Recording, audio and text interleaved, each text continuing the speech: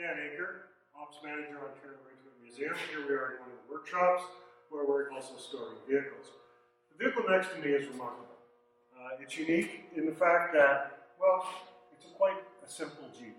However, the story behind this Jeep is absolutely mind-boggling. This Jeep, just to back up a bit, the Canadian Army at the end of World War II left all their vehicles in Europe. They barely had enough shipping to bring back the soldiers, let alone the vehicles.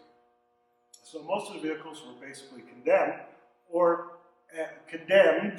and then passed along to the Belgians and the Dutch Army and in order to help them rebuild their armies. But this particular Jeep, actually, is a Jeep that served with the Ontario Regiment during the Second World War. And it's in our possession. So this is a Jeep that made it home. The story behind this Jeep is clouded in mystery. However, what we have been able to find out is that this was actually the Jeep for the officer commanding B Squadron. In Italy, he was an officer commanding, a major commanding a squadron, would fight his company from a tank.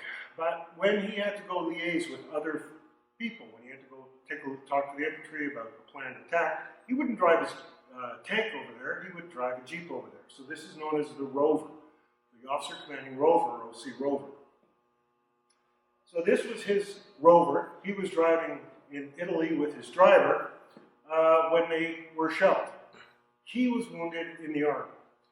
He had to be evacuated, and one of the last things he told his driver is, "Don't let anyone steal my Jeep." Jeeps don't require keys, and stealing each other's Jeeps was a national pastime among the Allied forces. So the officer is evacuated after giving his last orders to his excellent driver. He goes to the hospital. He loses his arm is amputated, and he finds himself back in Canada on his farm and basically recovering. What happens is, one day, about 6 months after the war is over in Europe, he receives a phone call on his farm, and it's his old driver. And his driver says, "Sir, your Jeep's in Trenton." Trenton's about an hour and a half east of here. It's a very large Air Force base used mainly for transport command. Well, there's two rules in the Army. One rule is that an excellent NCO can accomplish anything. Secondly, an excellent officer knows when not to ask the NCO how it was accomplished. So, the officer, being a very good officer and not being particularly stupid himself, basically figured out what he had to do. So he quickly drove down to Oshawa to a used car dealership where they had some surplus vehicles.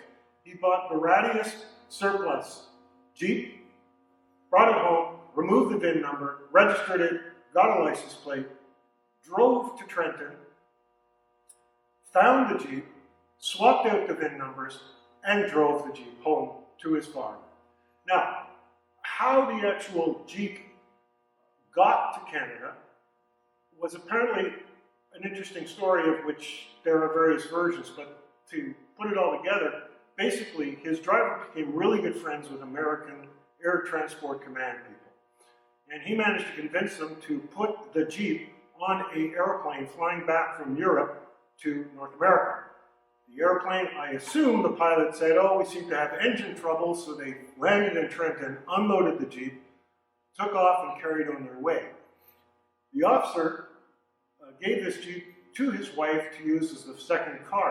She painted it pink, put pom-poms along it, and for the next 30, 40 years, it was well known around the Durham region as Edie's Jeep.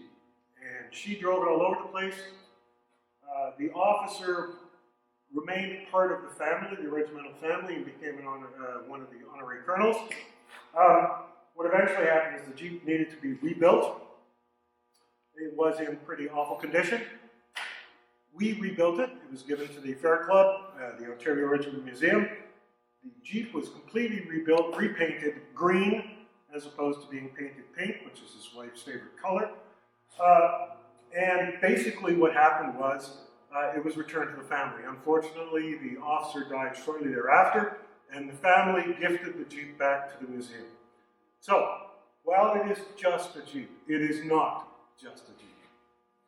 It is a Jeep that served with this regiment in World War II and came home. And I'm very proud to have it in the museum. Thank you.